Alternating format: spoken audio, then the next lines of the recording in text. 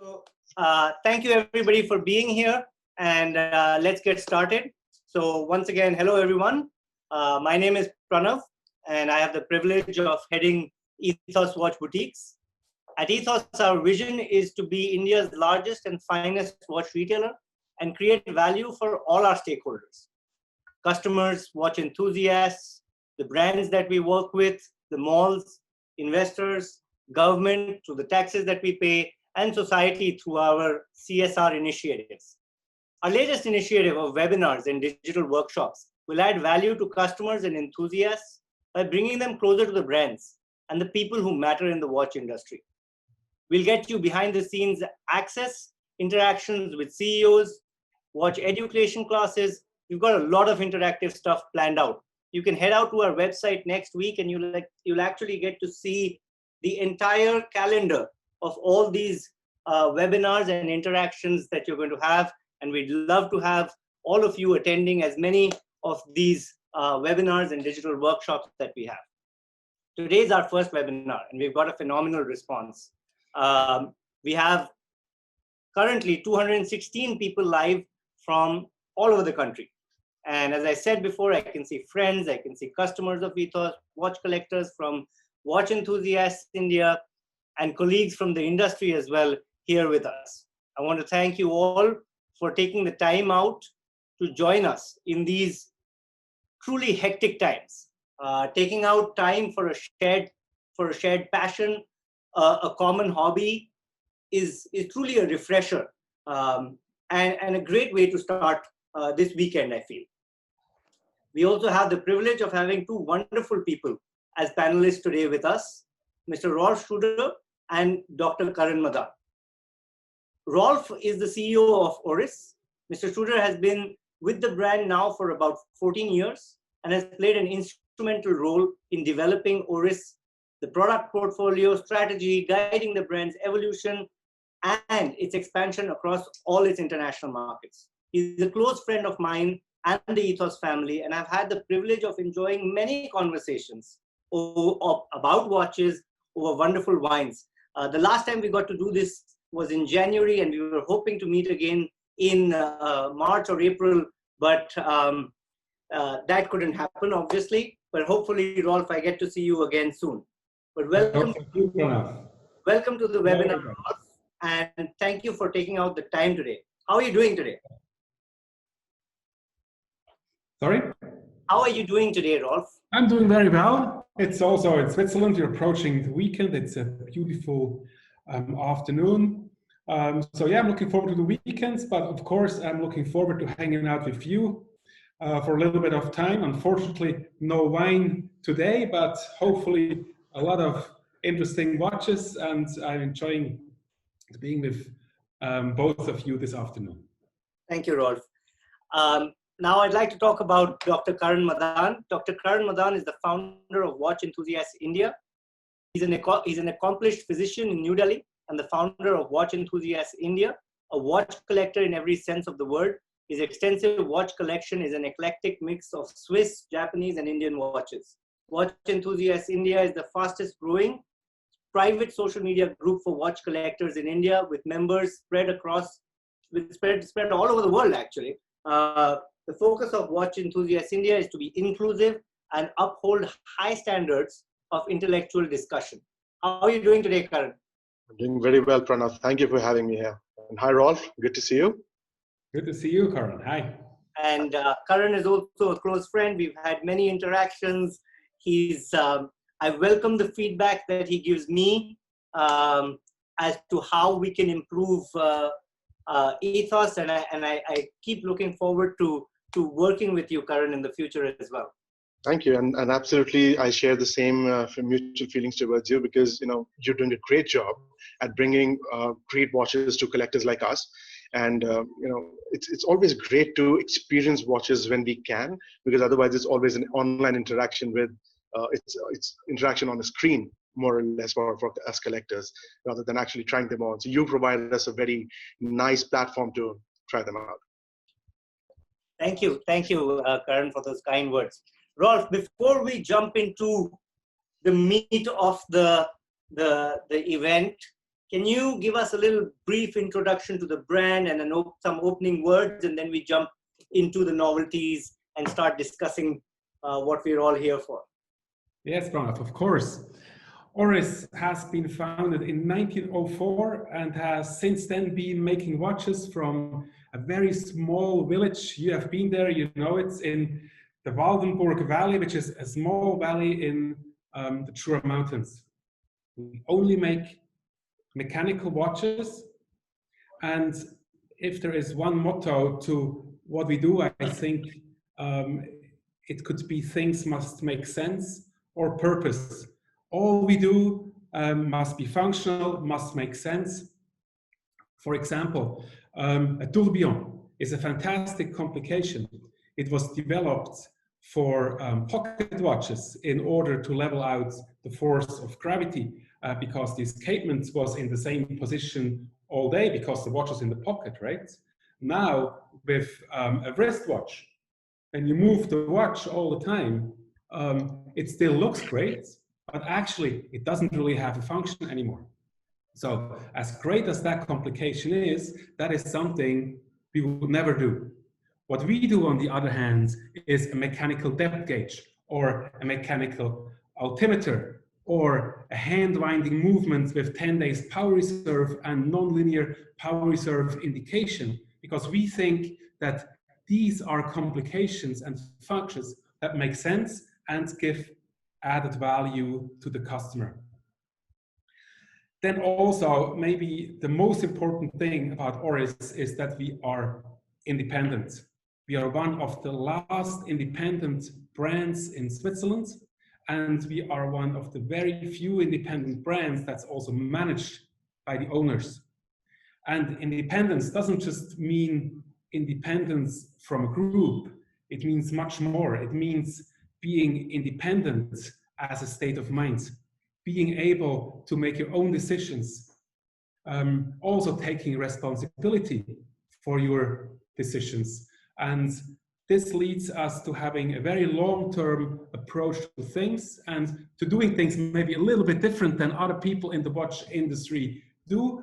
But yes, for us, it's the way to go. Our motto, as you know, is go your own way, and that is certainly what we do. Thank you, Rolf. Karan, when was the first time that you started discovering Orris, or when was the first time that you fell in love with Orris? Because I know that you're a big Orris fan. So do you remember that, or is that something you can talk about? So my story is that I've come across many people who say that my dad, my grandfather, and so on, some family member was into watches, and they got the craze for watches, wristwatches through that. But I don't have that kind of a story. I somehow started falling in love with watches only about 6 years back, and in those 6 years, I've kind of gone into depths that I never foresaw myself going into, and it was frequenting forums that was very interesting to me, and reading what people had to say about watches, and I think Orris was kind of right there. It was a forum favorite even then. It's a huge favorite among collectors right now, and it's when I think of Orris, I really think what Rolf just said: independence, creating value for customers, and making watches that actually speak to me as a collector and many other friends as collectors. I think that's what Orris conveys to me at a primal level.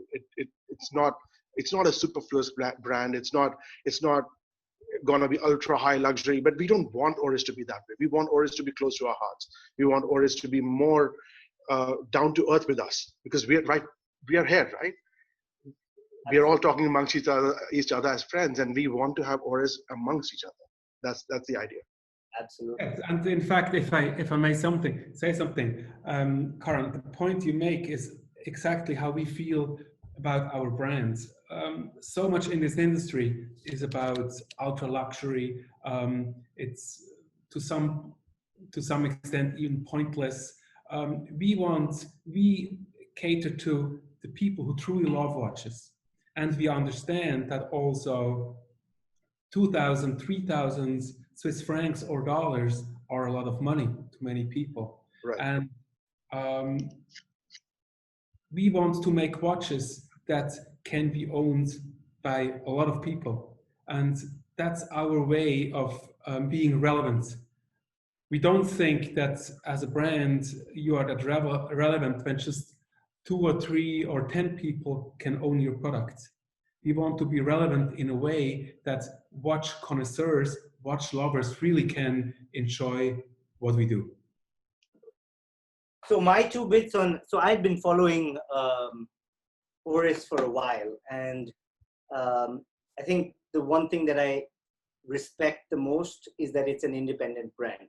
And I say this to as many people as I can, that it is really challenging to be independent in the watch industry.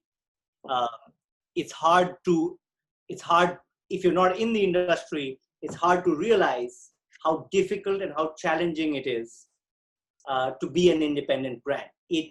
And the advantages it brings you is massive as well, because it allows you to really focus on creativity, on watchmaking, without the pressure and the burden of corporate reporting.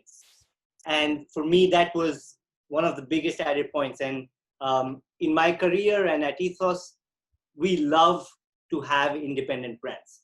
And I think Oris comes in and creates such fantastic value at the price point that it serves, that it was amazing.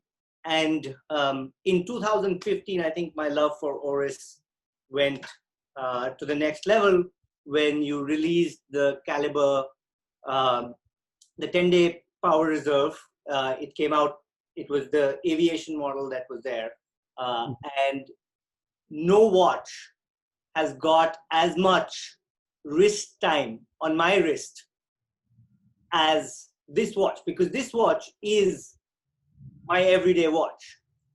The 10-day power reserve, patented non-linear power reserve display. It was everything that I wanted. It just came in so beautifully. And since then, I've worn this watch every day. I mean, it's my everyday watch. So that's how I fell in love with the brand.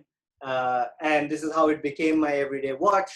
And in fact, that's around the time as well that Rolf, you and I signed the agreement for India, and we worked so well to be able to grow the brand in India. And I want to thank all the Orris customers. I know that there are many here today for supporting us. Having said that, I'm going to jump into the first novelty that we're going to discuss. It's somewhat connected to the watch that I'm wearing as well. It's the last launch from the previous year, and then we go on to the first launch of this year. I'm going to share my screen, and then we can get your thoughts about that. So here we go. Share screen.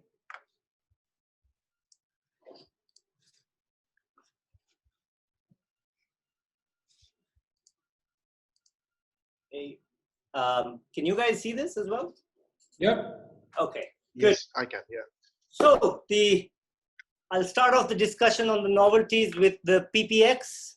The big launch of 2019, I remember entering Basel World, and there was a buzz in the corridors that, have you seen what Orris is doing? It is outrageous. It is the next level. And when I came to meet you, you didn't disappoint at all. You, in fact, led me straight away into a room where there was a virtual reality setup. And in the next 5 minutes, I was sitting inside the movement and looking all around at this amazing timepiece, at this amazing movement. So tell me, what was the inspiration? How were you thinking? Were you afraid you're taking a step too large?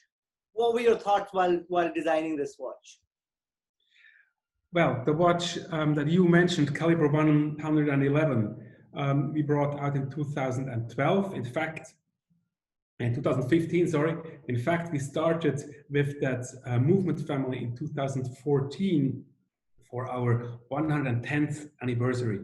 And yeah, I can be honest, I thought, okay, that's going to be interesting. It's a bit of a birthday gift to ourselves. Hand winding, 10 days, that's really for the enthusiast.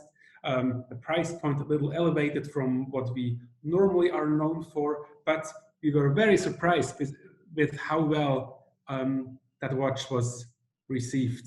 And then last year was really a next step in development of that movement family with the ProPilot X caliber 115, the watch we see here from the back, a fully skeletonized movement, that 10-day power reserve hand winding movement that takes the power from one barrel that you see so beautifully here from the back, housed in that new case, ProPilot X case, a bit futuristic in aviation, but not a classic aviation watch, but the aviation watch of tomorrow. You see that clasp that reminds you of the clasp of a seatbelt in a plane. Now, when you go to the next slide, you will see it from the front. And here's the front.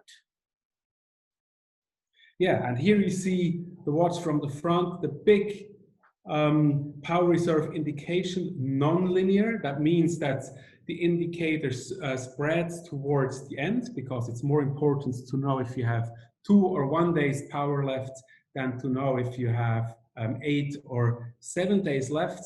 And you see the whole beauty of that movement also through the dial. It was a great success.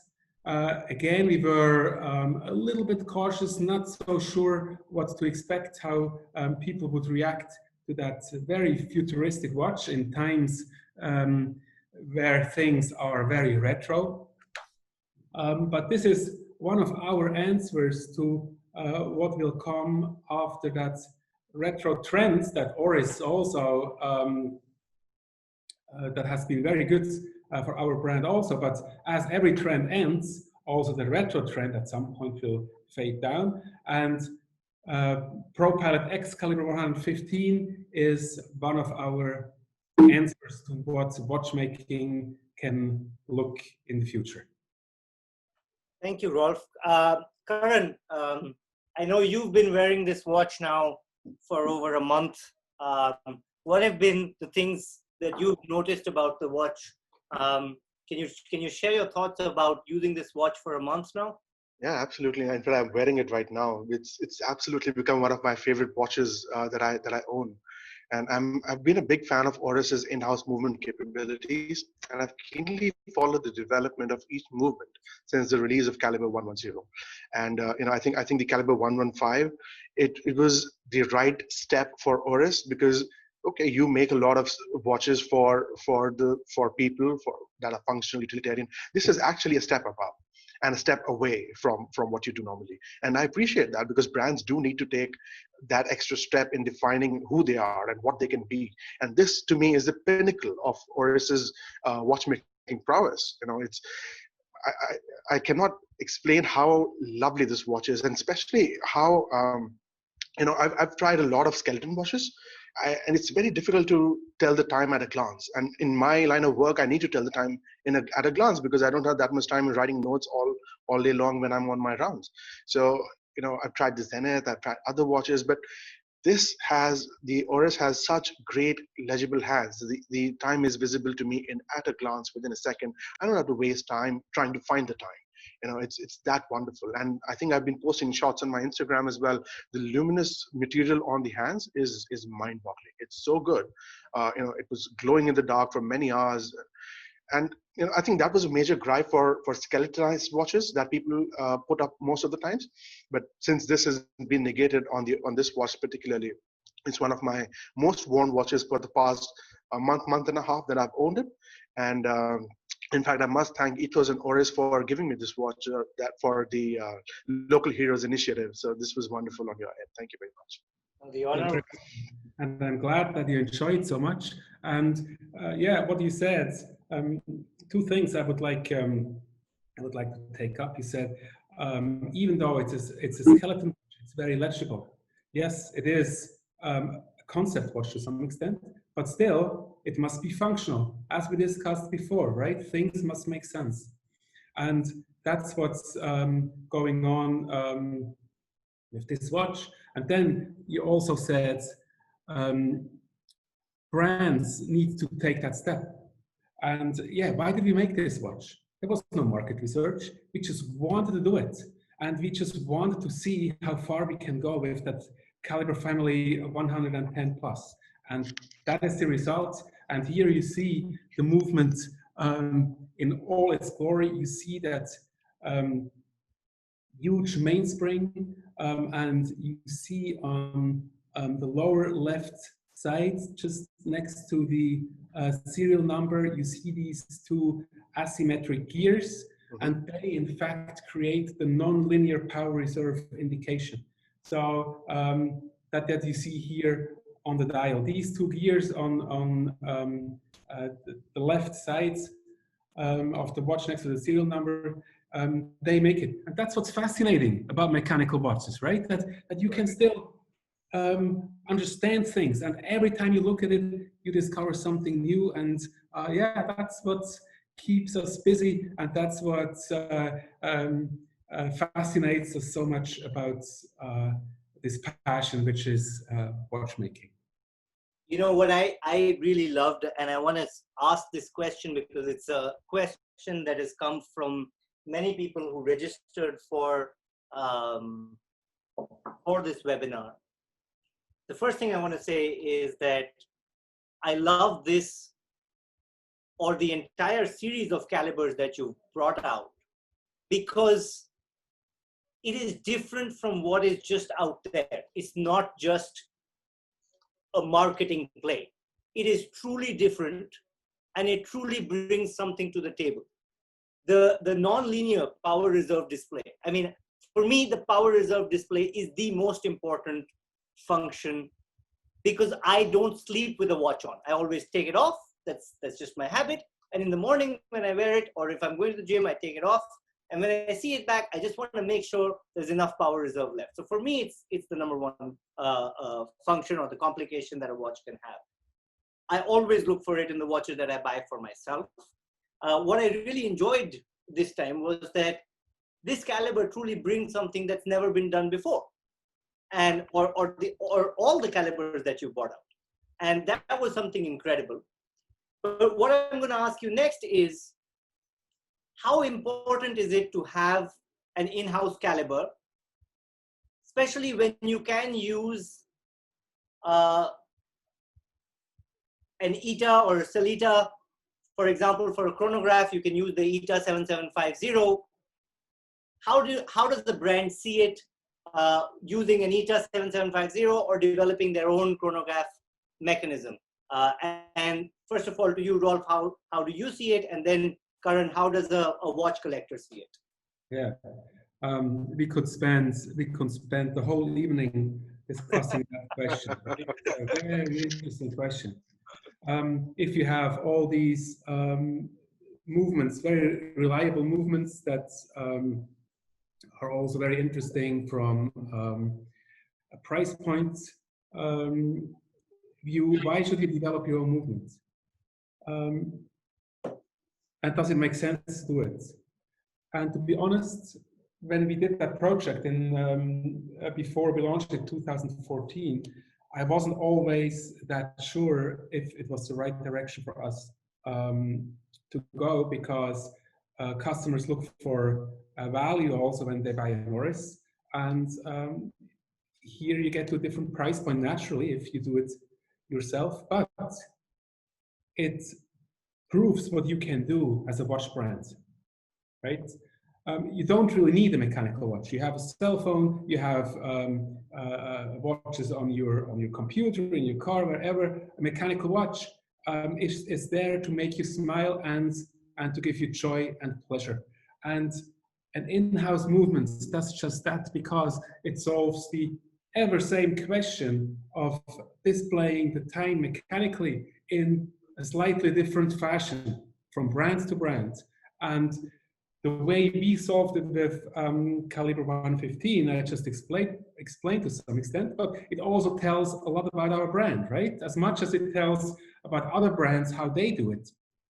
And therefore, I think yes, it's great to have your in-house movements. I think it's good to have both in order to have an offering for a broad number of customers, but to have your in-house movement certainly something that gives you a lot as a brand, and this technical capacity in-house also leads to next steps, and you will see more things from Oris this year. Unfortunately, I can't tell you now. That takes energy from exactly these kinds of projects.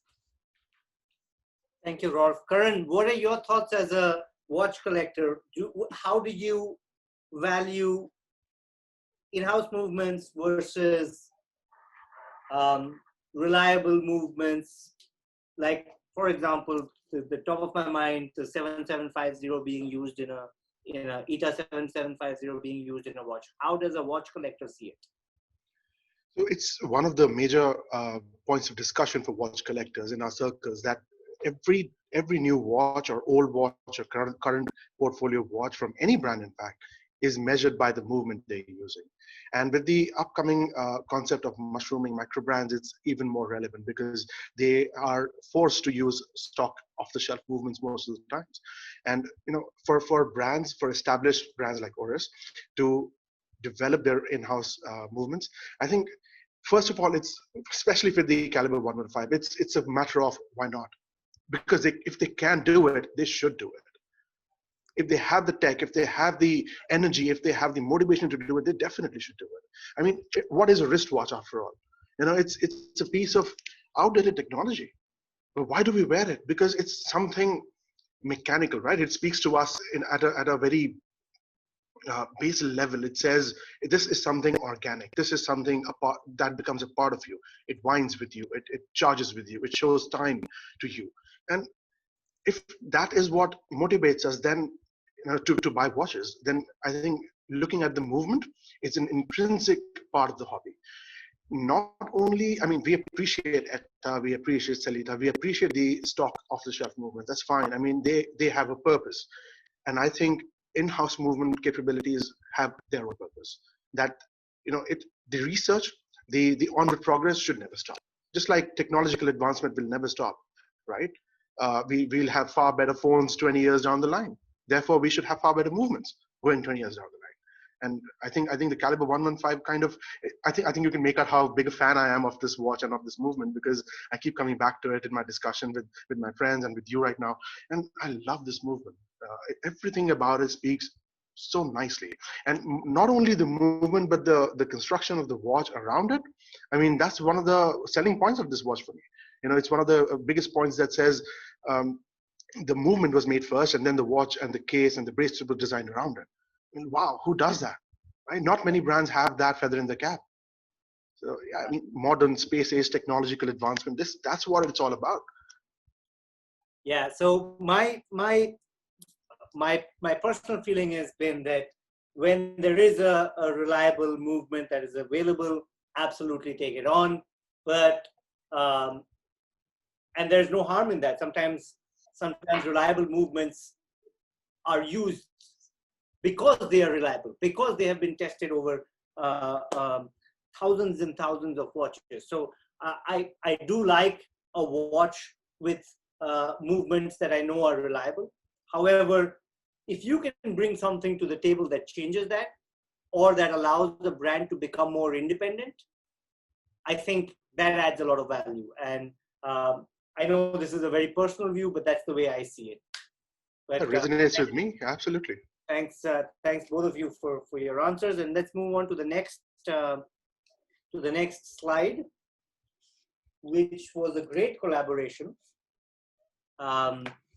So the Momotaro edition, Rolf, what is the story about? What is the story behind it? How did these two worlds come together? Switzerland and Japan. How did you bring them together?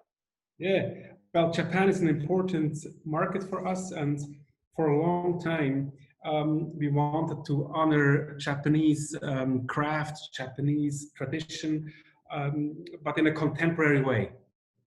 And we decided that Japanese denim would be perfect way to talk about that Japanese crafts, the Japanese dedication to quality. And we found that company Momotaro, that like Oris is independent, has a very strong own spirit, has a lot of its production in its own hand, and they definitely go their own way. Here you see us. That's Katsu. He's the CEO of Momotaro, the son of the founder. Next to me stands Lukas Bühlmann, who is one of our designers.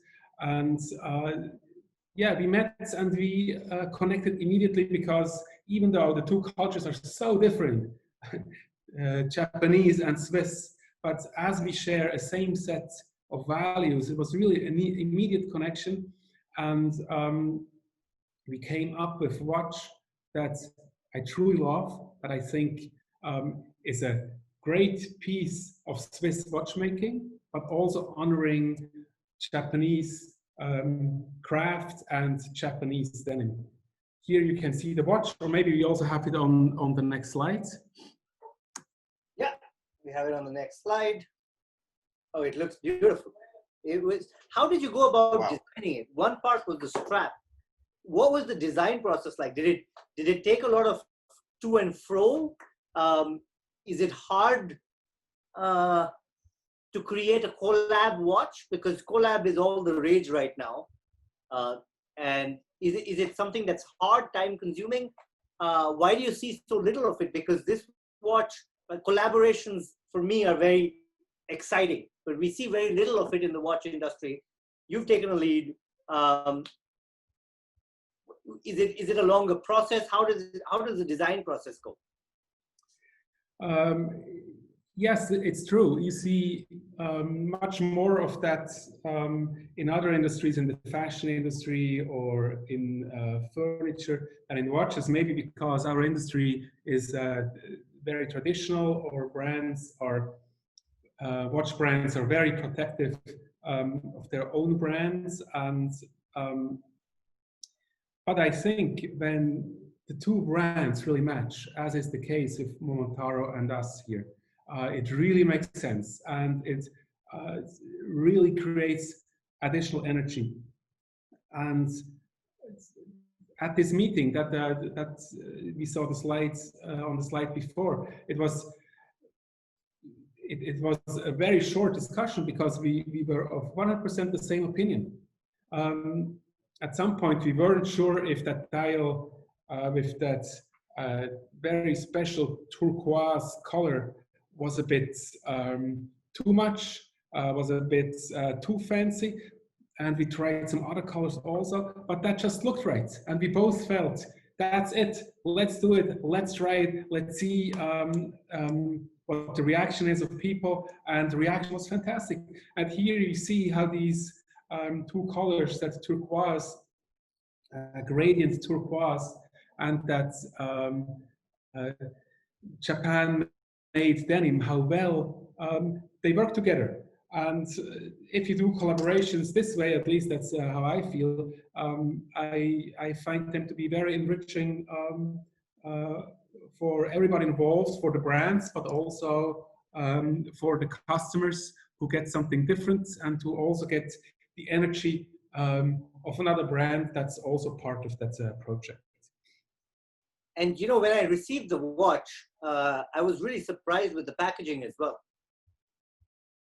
Yeah, also the packaging is made out of denim. Here we have the warranty case of that watch that's also made out of denim, and that was all no problem for Momotaro. Also the strap, you know, watch strap is not that easy to do, especially as it's completely different than a pair of jeans or a jeans jacket.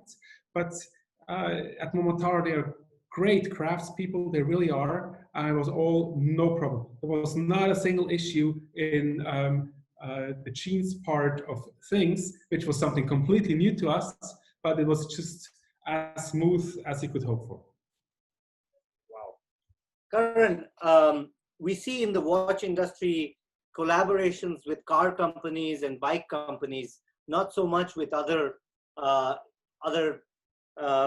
companies in the fashion industries. It's been largely limited to the watch industry, to the car and the automobile industry. I'm excited about collaborations. Is that something that you feel other watch collectors share that excitement, or what are your thoughts on that? Okay, so collaborations are one of the better ways to sell great watches, to be honest. The other side of that coin is the phenomenon of limited edition. I think we're full of the industry is full of limited editions from every brand possible, and it kind of becomes boring after a while. But that's only, again, I mean, it's one side of the coin. Coming back to the main point of discussion here is, I think collaborations are a good way to showcase products from 2 or more brands. And when we do that, you bring to limelight, for example, Momotaro. I mean, there are over 70 known high quality salvage denim brands from Japan alone. And to bring Momotaro to the front, I think that's a big achievement from Oris, because this shows and this highlights the brand values, the working ethics of both brands, and if they match, then there's nothing like it, like Rolf said. Also, if you notice, there's a lot of overlap between collecting mentalities. I mean, a watch collector will usually collect fountain pens as well, maybe shoes, maybe ties, scarves, automobiles, cufflinks, and the list can go on. I mean, there's a massive overlap between collecting habits of people. I personally have 4 or 5 money sinking hobbies, and I know almost everyone in my circles has an extra hobby on the side. So collaborations, especially when 2 brands that are known to a person, they come to the fore in a wonderful product that speaks differently from the regular catalog. I think that's the way to go. Thank you, Karan. So let's jump on to our next topic, and something that's very close to my heart as well. The environment and conservation about the environment. It's something that I would like to take this opportunity to also tell everybody what we're doing. At Ethos, we've started a program called the Million Tree Project, which is that by 2030, in the next 10 years, we want to plant 1 million trees, 1 tree for every watch that we sell. It's because I believe that we have a duty to give back to the environment, to give back to society, and that's one of the ways that we want to do it. And the next watch from Oris as well connects very closely with the environment. Water and conservation are topics Oris likes to talk about and create awareness about. Rolf, you've been working on some pretty cool projects in the US over the last few years related to that. I know you've launched a special watch for the Coral Restoration Foundation, which was gold, and recently, which was full gold, and recently the stainless steel version. Can you tell us a little bit more about that and the thinking about the environment at Orris? Because I know that runs deep in Orris. Yeah, for many years we have supported environmental causes, and people often ask, how did you get into that as a Swiss watch brand, and why are there so many projects related to the sea? And the answer is pretty easy, because we always have been making diverse watches, and therefore were related to the ocean. And we started to collaborate with different organizations around the planet, and now we really have built a network. We are in that environmental scene part of that. When you know someone, this person knows someone else. And for example, here when we talk about the Carrisford, the technique the Coral Restoration Foundation has developed in the Florida Keys is also used in the Great Barrier Reef. Another area where we invest money and do projects. We have worked for a number of years with Coral Restoration Foundation. We have launched a first watch which was dedicated to the staghorn coral and the planting the replanting of staghorn corals a few years ago. And they came to us and said, look, we would like to raise more money for that project, which is Carysfort Reef. We have already planted 30,000 corals on Carysfort Reef, and wouldn't that be a good number or a good milestone to celebrate? And we said, yes, of course it is. And we also were trying to find ways how to raise money and attention for the project. So we said, we agreed to make 50 gold watches, gave the organization 3 gold watches to auction off, and also made, as we want to make watches for a broader public and not just for 50 people, also made 2,000 watches in steel that celebrate these 30,000 corals that are already planted to bring life back to Carysfort Reef in the Florida Keys, which is an important milestone, but the journey will go on. You see the watch here on the slide. You also see here the box that the watch comes in. And you can see that this watch, that this box is green. It's a bit a strange green, right? I'm sure you can see it. Yeah. This is because here we replace oil with algae for this box. And this way we want to make people aware of what's possible today. Of course, we don't save a ton of oil with making our watch boxes out of algae, but hopefully it makes people think and makes them aware that you don't have to use plastic all the time, that there are other means to pack things in, and also to be sustainable with what they buy, because what's more sustainable than a mechanical watch, right? You don't throw it away. You can give it to the next generation. You can always fix it. And it cheers you up every time you look at it. And here you see the watch, 43.5 millimeters, GMT movements, beautiful blue gradient dial. And this orange strap, it comes in 2 straps actually, metal bracelets or the orange strap, but the orange strap talks of these colors underwater in the ocean in Florida. So I think a very nice concept. And you also see the case back here dedicated to the 30,000 corals planted on Carysfort Reef, and you also see it here on the slide now. Actually, I'm wearing this watch. I just got it recently, and I love it so much. It's brilliant. So 2 watches and 2 wrists. Get it? Did you? Oh, I didn't know that you got it, Karan. I got it already. Yeah. That's interesting. So what? In fact, the first thing I was going to tell Rolf right now was, Rolf, we're sold out with this watch in India. Can you? And Rolf, can you send another 200 pieces to India? Well, unfortunately, it's sold out. I can't really do much here. But there will be more exciting projects from Orris this year, so there will be hope. Okay, Yeah, so Karan, what made you go for this watch? Is it the thought of giving back to the environment?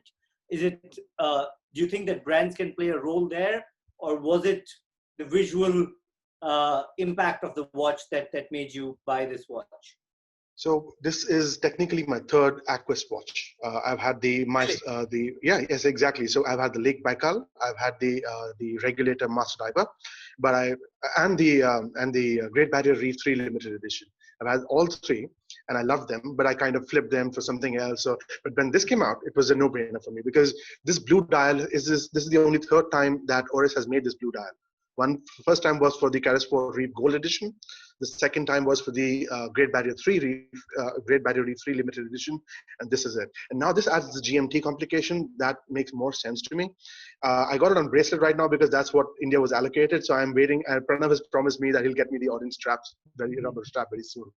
So apart from that, let me, like you said, Rolf, this is 43.5 millimeters. This is on my 7.5 inch wrist. It fits really well. And the bracelet, even though the Aquis case has custom lug system, the bracelet is a work of art. It is extremely comfortable to wear. It's adjustable. It's, it gives you a very nice, comfortable feel on your wrist. It's not heavy at all. It's not top heavy. I think that's one of the great watches. The Aquis line is one of the greatest releases from Orris that I can say. Coming back to the purpose of this specific watch. I appreciate, I think I've said it in most of my unboxing and review videos that I appreciate Oris for their marine and marine aquatic life conservation projects. For the reef specifically, reefs are, especially the Terrestrial reef as well as the Great Barrier Reef, they are home to 20 to 25% of diverse marine aquatic life. I mean, if those reefs go away, we have so much to lose. And we don't see things in long term because we are naturally in a program to see short-sighted stuff. We don't see the devastating effects the loss of reefs and aquatic life will have to our lives. The health ramifications are immense, and there are multiple studies done on this that oceans are actually the source of life for us. I mean, that's where the life originated. It came to land, and for a majority of the population of the world, oceans are a source of life and food. So if the reefs go away or they die out, it's going to be devastating to the planet. And I really appreciate Oris for doing their bit. And I think more brands should step up. I mean, how many watches can you send to the moon, right? Don't quote me on that. I'm not laughing. I'm just happy. Okay. What we're going to do is, I see a lot of questions here. I have here with me 200 questions lined up over here. So I'm going to take some time out to just answer or ask you, Rolf, one of the common questions here, which has been about some of the watches at the back. And I'm also going to launch, we're going to try and do a poll as well to see what people are thinking. Is that okay with you, Rolf? Absolutely. So there's a lot of questions about the in-house movement. People seem to love the idea of in-house movements. Is that people are asking is how much can you, how was someone, Srivasta Kumar asks, was wondering how far Oris can go towards democratizing in-house movements with regards to price. And this is at least 50 questions on this. Is it something that you can tell us? Do you have plans on more in-house movements in the future? Oh, well, as we develop as a company, and as I said before with these projects, when you develop these mechanical complications, of course, we are thinking what could be the next step. And of course, we are working on things. And as we are a company that wants to make Swiss mechanical watchmaking relevant to a broad audience, of course, this is something we think about hard. And yeah, you will see our answer to that question. We have come up with something that I hope we will be able to discuss in another one of the series of your webinars. But yes, we want to make in-house mechanical watchmaking relevant, and that is something we are working on very hard. Great. And I have a question regarding in continuation to this. Sure. It's actually, Rolf has kind of already answered it. So I was going to ask that when the Caliber 115 came out last year, a lot of publications started saying that this is the culmination of Oris's design, fabrication, and marketing efforts. And the vibe that was projected was that this is it. I mean, this is what Oris is going to do with their in-house calibers, not more than that. But I really hope that there is a Caliber 116, 117, and so on coming up.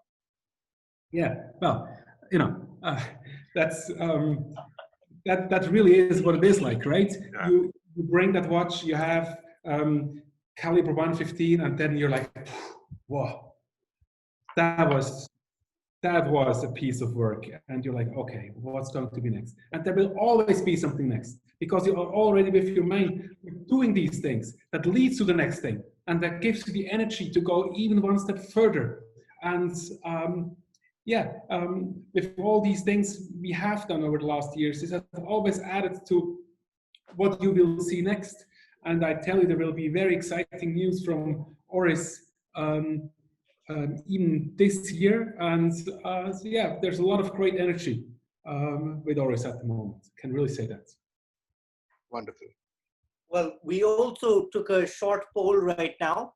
I don't know if you guys got to see it, on should luxury brands and should watch companies take a lead in creating awareness for environmental causes.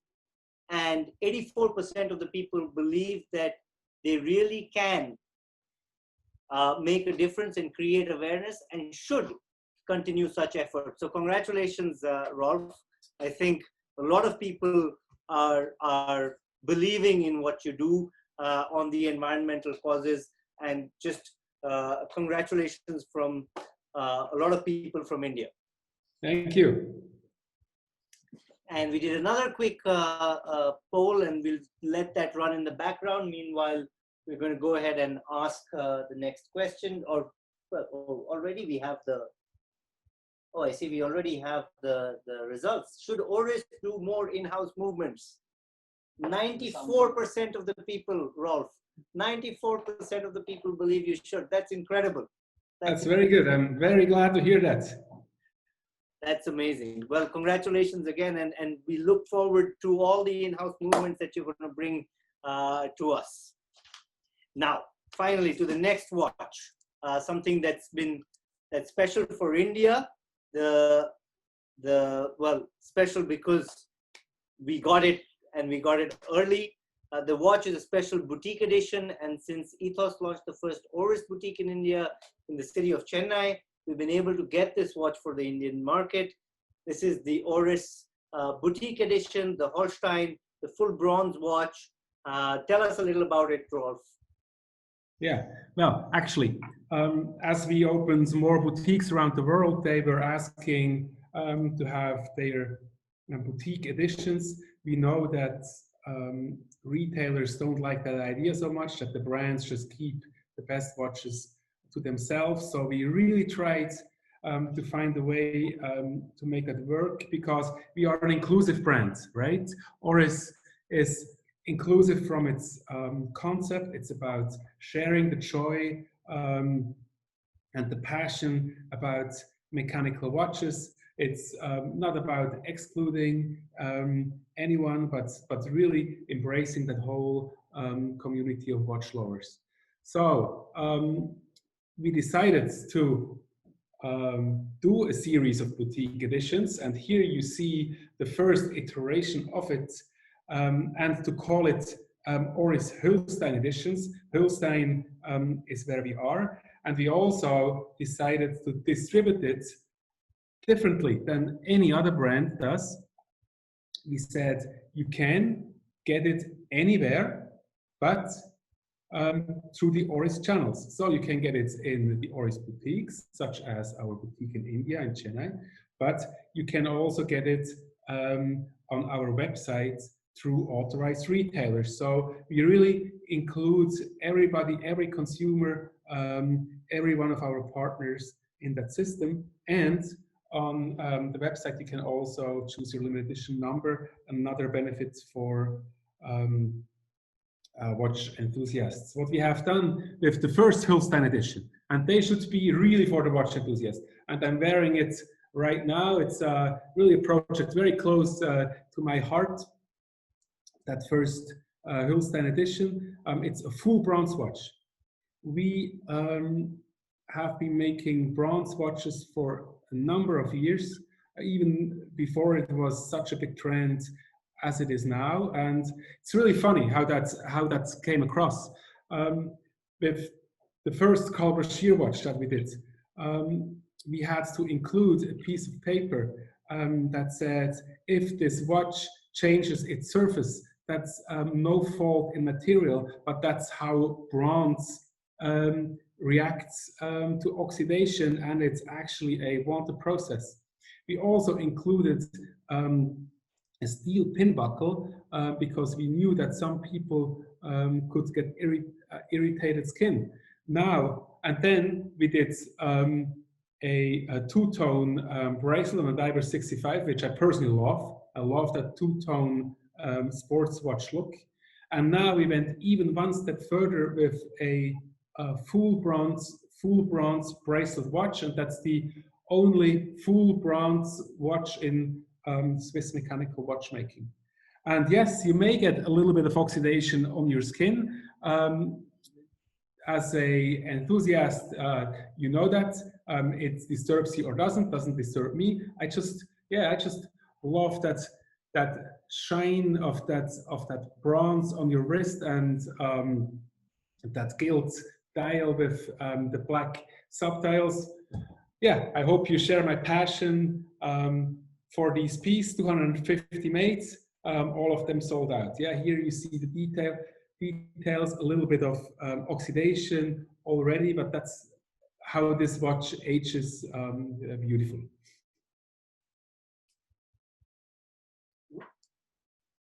What about the case back here? I love the exactly. The Oris bear on the case back. Can you just share a little bit about it? How it's not the norm, but I loved it. Tell me what. Yes, we are not the norm. We are independent, and we just do what we think is right and what we like, and we just love Oris bear. So many brands have all these stars as ambassadors, and sometimes you don't even know, is this ambassador now promoting coffee or watches or both, or I don't know. At the end, a teddy bear. Every one of us used to have a teddy bear. A teddy bear is the perfect canvas to transport any kinds of emotion. And that's what an ambassador is here for. And if you have a problem with a teddy bear, right, you really need to see a doctor, right, Karan? Oris bear, it just does what watches need to do. It makes you smile, right? You cannot look at the Oris bear and not smile. And that is what we think is watchmaking. That is what watchmaking is about, to make you smile. If you look at your watch and it doesn't make you happy, doesn't make you smile, you know, you better get rid of it. And the Oris bear symbolizes that. It's showing the emotional side of the Oris brand, and it will be on every Holstein edition that we will do also in the future. That's wonderful. I mean, I am intrigued by the concept of the Oris bear, and today to hear the basis of the Oris bear, that makes me so happy to know everything about it. Yeah. So, Rolf, I have another at least 30 questions asking, are you going to increase the warranty in the future from 3 years to 5 years? Is that something that you're considering? Because a lot of other brands seem to be doing that. What are your thoughts on that? Yeah, we have also been thinking about that, and we have worked out the concept that we're going to present very soon. Oh, wonderful. Later this fall, in connection with a new project here, and I'm sure you will all be very surprised, and we will lift that topic to the next level. Great. Looking forward to that. Okay, I'm just going through the questions. There is someone from Japan. Great initiative to organize a webinar like this. Thank you, Harish. I'm joining from Japan. I really have no idea what time it is in Japan, but thank you. I'm guessing it's late at night there, and look forward to joining the future ones. We'd love to have you. The question is, what does Oris see as the biggest challenge that the watch industry faces now or will face in the immediate future? There's several questions like this, so therefore I've picked this one out. Yeah, I think, you know, as we discussed, the mechanical watch is something that you don't need, right? You don't need it. You simply don't need it. So how do you stay relevant as a category? I think that's the key question that our industry faces. And when we see how the average price of watches rises in our industry, I think there's also a danger there not to outprice you from your customer, right? If only a few happy people can afford your products, you're not relevant anymore. And I think in our industry, and also we as a brand, Orris, we must find ways that we stand relevant with our proposition, and also from a price point of view. Mechanical watchmaking should be something that should be appreciated by a lot of people. Of course, there will always be very high-end things, and that's also good. But I think there needs to be a very healthy amount of brands and watches at the price point that's reasonable for a middle-class public also. I have a question for Rolf. So when Oris has partnered with many nonprofits and organizations, for example, coral restoration, checking plastic waste in the ocean, reef preservations, the well-being of whales and dolphins, and there's a general focus on aquatic life, wildlife, and marine efforts. Are there any terrestrial projects in the pipeline? You know, because I would love to see Oris take up the cause of tiger conservation, for example, which is much closer to home for Indians. Yes. It's true that we have had a focus on environmental projects. We also think about social projects, and you're right that this, what you just mentioned, is a very interesting topic. And now that you say it, it's something that we maybe should discuss. We connect the projects that we do to the purpose of the watch very often. That's also why we do that many themes with water-related topics. But we could go broader there. You're right, and thank you very much for the input. That really makes me think. Glad. I just want to jump back to the one thing that you said, Rolf, about the biggest challenge that the watch industry faces, and you know, I feel that the biggest challenge is if we, like you said, if we don't remain relevant. But I think from my side, I think the biggest failure will be that if we cannot tell the story of the work that we do, of how creating a watch is a craft, the romance of almost carrying a piece of art on your wrist and then passing it on to the next generation, the not being able to tell what goes into making a dial, what goes into making a hand, what goes into making a case, into the movement, how many people spend their lives creating these beautiful products. And for me, it's no different than art. And I think the best thing that could have happened to the watch industry is the digital medium, because we are able to tell our stories so much better. And we are able to talk through events like these, through webinars like these, through social media, through Instagram. We're able to bring out the beauty better than just the way it was done in the past. And I must congratulate you, Rolf, because you've embraced the digital culture at Oris, and you're doing that extremely well. Thank you. Well, but that's also true for Ethos. You know that from the beginning, I had a lot of admiration of how you embraced digital as a retailer in that huge country of India.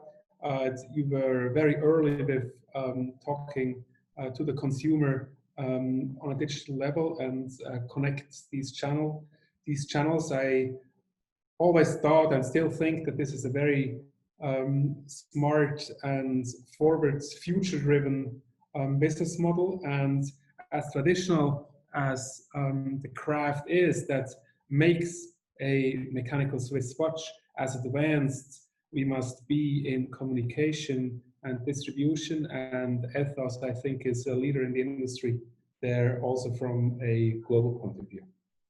And this is where, if I can just extend that bit of conversation, this is where groups like mine come into the picture, because we have over 2,000 members, great collectors, a great group of individuals who come together, share their passion every day.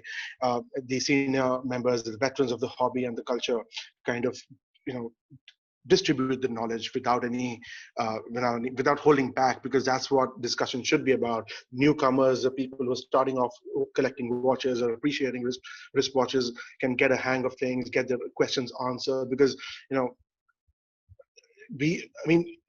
and this is where your slogan at Oris, "Go Your Own Way," it's quite catchy and loaded with meaning. It resonates a lot with my personal watch collecting philosophy, as well as the slogan of Watch Enthusiast India, which is "My wrist, my watch." And it basically means that one should be free to choose and proudly wear their watches without the fear of judgment or condescension from anyone. And that's the culture I want to promote. I want to be, just like you said, you're inclusive. My group is absolutely inclusive. We do not discriminate against anybody posting a $10 watch or a $10,000 watch. We don't want to do that. We want to inculcate a feeling of being togetherness, and so that everybody is free to post and share their passion equally. And we want to create that kind of a platform. So it's wonderful to connect with like-minded people right here on this webinar today. Exactly, and this is a development that our industry has gone through that I truly appreciate. That it is much less about the status that a mechanical watch gave you in earlier years. That feeling of status has changed to a feeling of joy, of inclusiveness, of sharing.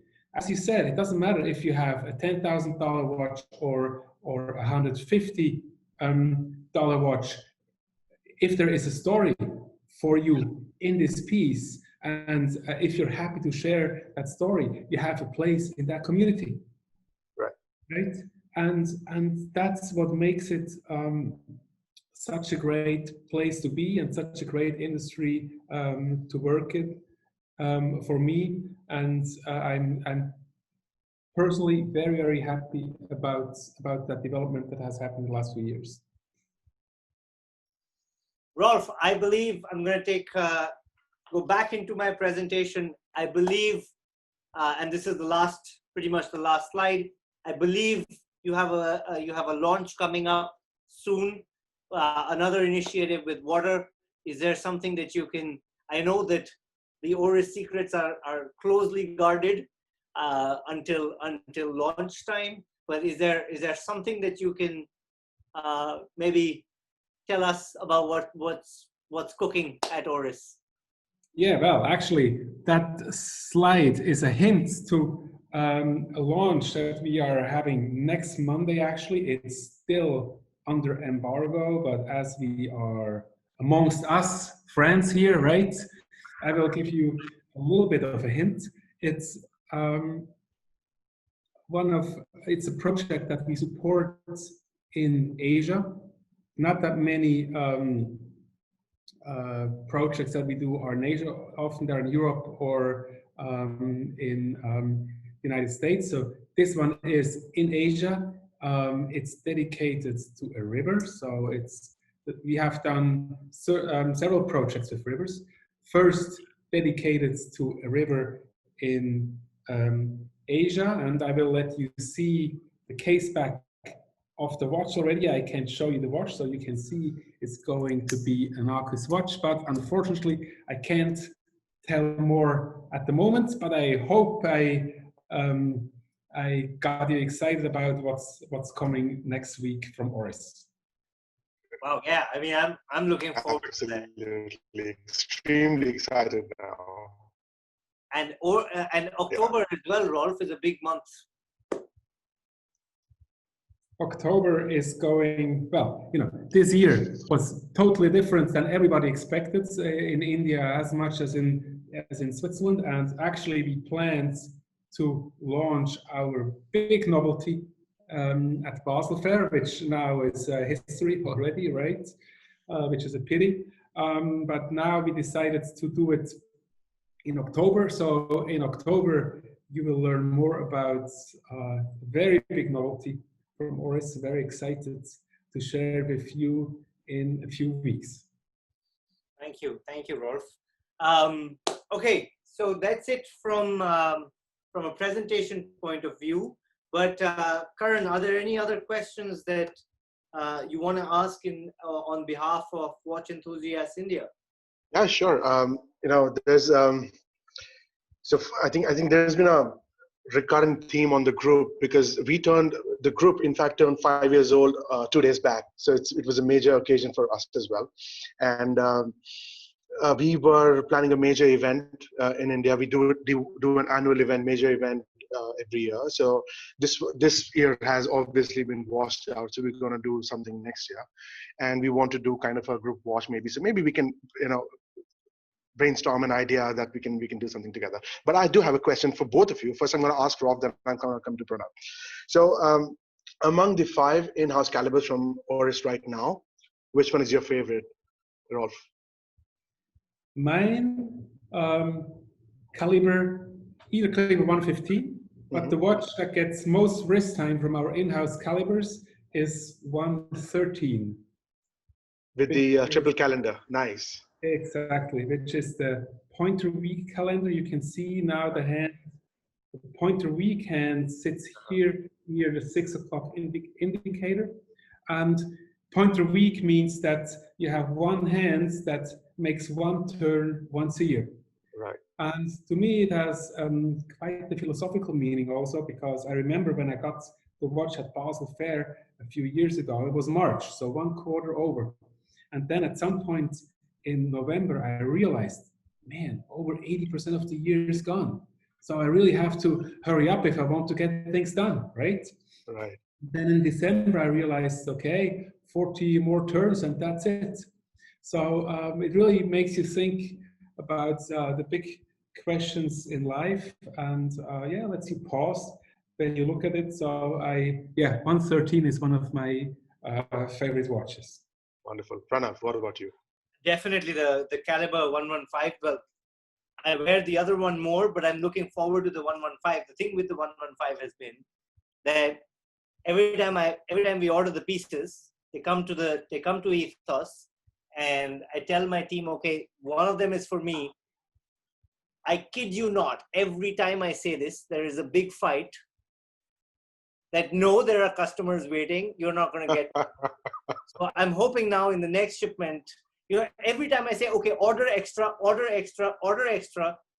they think they're ordering extra, but in the end, the piece doesn't come to my wrist. So I'm waiting for the PPX. And yeah, for me, it's definitely what I'm going to be wearing in the future a lot. Wonderful. For me personally, it's the 114, because I absolutely appreciate the 48 time zone capability, taking care of the odd time zone in India. Because I mean, what 99.9% GMT watches won't do that for us. Now, there are very few watches that will actually take care of it. And then the Oris caliber can be had for a far more palatable price than the rest of the competition, I guess. Just one last question, and then maybe we can wrap it up. For Rolf, what do you think is your best-selling Oris model watch in the world? Well, at the moment, it's definitely the Orris collection that sells very well, and where we see most growth. Blue dial, then green dial. Green dial sells very well. The green dial sells very well. But blue dial Orris is in 43.5 millimeters. That's our best-selling one. Wonderful. Pranav, how about India? Well, let me put it this way. In fact, today I was brainstorming with my team on which is the best selling in India. It would be it would be a very close call between the Aquis and the pointer date. The Right. pointer date seems to be a big favorite here. You know, what's interesting is that we were thinking about, and of course, I see a lot of suggestions here that we need an India model. And I've always said, look, the India model needs to be a little bit more than just the 3 colors of the flag on the dial. It needs to be, you know, it needs to be a little bit more than that.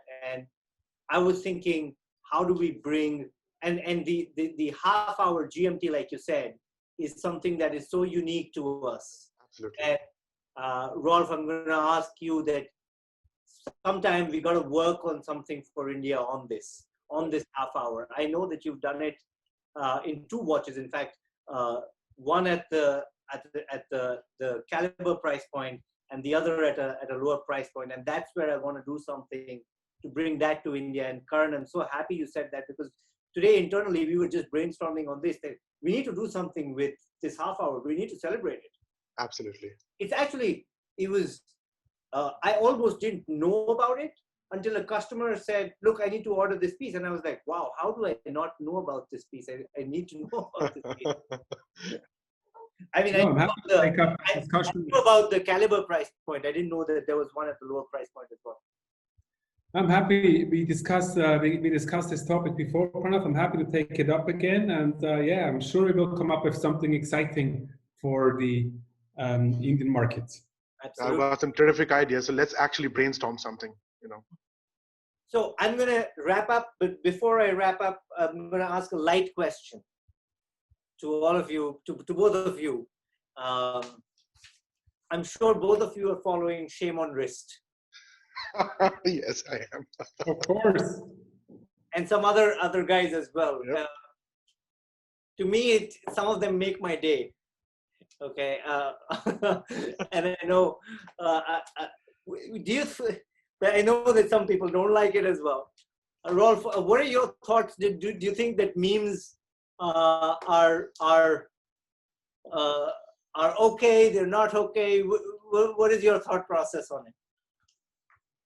Well, actually, they also make me smile, you know. And yes, sometimes it may be a little bit over the top, but come on, we're talking about a product that, as we said, that nobody really needs. That's not essential. So people should also be allowed to make jokes and to have some fun. So I think it's absolutely okay, and most of the times I really enjoy myself. Karan, you celebrated Savage Saturday. So we have one annual Saturday, one day in the year that we dedicate to Savage memes. I'm glad you keep it to once a year. Yeah, there was calls for more, but we said no, once a year is more than enough. I'm going to shut off my phone. It was crazy. It was absolutely fantastic. The level of participation, the level of comedy and humor that came out, and all in jest. I mean, it's all about having some fun with the hobby. You know, we take things so seriously in life. The hobby is very serious. We get into the nitty-gritty, and there are such hard opinions formed in people, and people can go to war over this. I mean, but it's always good to take a step back and laugh at these things. And you know, it's a great way to sort of blow off some steam, I guess. The memes that I was making was it was so funny for myself. I was laughing while making it. My wife was like, "What are you doing for all this day?" Well, I think it's important to have a sense of humor. I think it's important not to take yourself seriously. I think that as long as you can laugh at yourself, as long as the memes don't cross the line, I think it's all in good humor. Right. And yeah, I really enjoyed Savage Saturday, Karan. And I look forward to the next year's edition. I'm going to participate with a few of my memes as well. I'm looking forward to it. All right, thank you, gentlemen, for joining in today from Switzerland, from Delhi. I must thank everybody who joined us from different parts of India, and thank you all so much for taking out time. And do head out to our website. Look out for future webinars, and I look forward to seeing you all once these times are over. Absolutely. Thank you, Pranav, for having me over. And thank you, Rolf. This was a wonderful opportunity to connect with you.